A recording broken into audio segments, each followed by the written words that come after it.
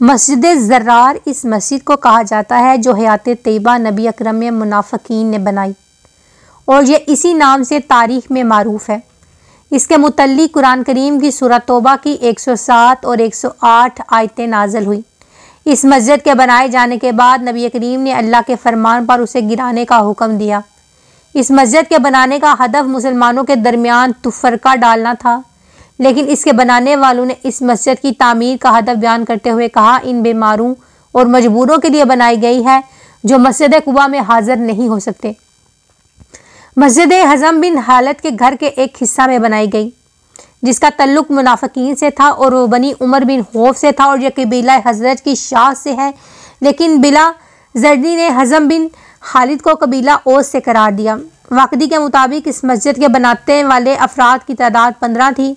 दूसरे कौल के मुताबिक ये 12 अफराद थे। इनकी इमामत के फ़राइज़ मजमा बिन जारिया के ज़िम्मे थी।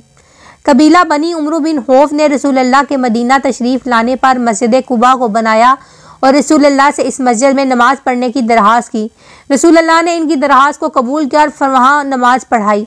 इस कबीले के कुछ दिल में नफाक रखने वाले अफराद ने हसद किया और उन्होंने अपनी एक अलग मस्जिद बनाने का इरादा कर लिया कि जिसमें अबू आमर की इक्तिदा में नमाज अदा करें और मस्जिद कुबा की नमाज जमात में हाजिर न हो।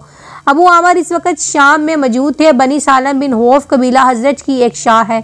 जब इस मस्जिद की तामीर मुकम्मल हो गई तो इसके हबानी नबी करीम की खिदमत में हाजिर हुए और अर्ज़ करने लगे कि हमारे घरों से मस्जिद कुबा की मुसाफिर बहुत ज़्यादा है, लिहाजा हमारे बीमार अफराद और हमारे लिए सर्दियों की बारानी रातों में ठंडी हवा की वजह से मस्जिद कुबा में हाजिर होना मुश्किल हो जाता है।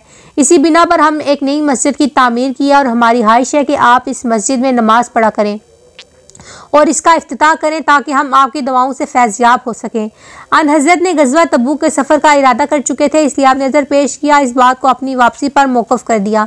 नबी करीम जब गज़वा तबूक से वापसी पर मदीने के नज़दीक ज़ी औरान या औरान के मकाम पर पहुँचे तो मुनाफिकीन के बारे में सूरह तौबा की 107वीं आयत नाजिल हुई, जिसका मतलब ये था कि मुनाफिकीन में से वो लोग भी हैं जिन्होंने इस घर से एक मस्जिद बनाई के नुकसान पहुँचाए, कुफ्र करें और मोमिनीन में तफरका डालें और इन लोगों के लिए कमीन गाह बनाई जो इससे ऐब खाएंगे।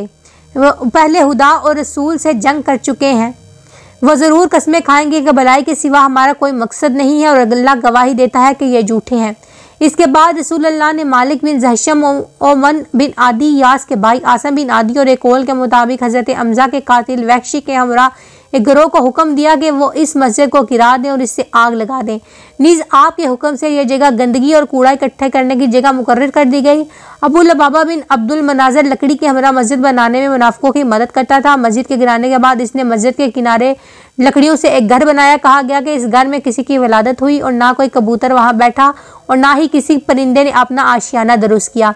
कहते हैं इस मस्जिद बनाने का असली आमिल का नाम अबू आमिर था। वो कबीला ओस के बुजुर्गों और गसीले मलाइका का बाप था। अयाम जहलियत में रहबानियत की तरफ मेलान रखता था और अबू आमिर राहब के नाम से मारूफ था। इसने अपने कबीले के बरअक्स कुफर एख्तियार किया और पैगम्बर ग्रामी से मुजादला किया और मक्का चला गया। नीज़ इसने मक्के में मुसलमानों के खिलाफ मुशरिकीन मक्का की मदद की।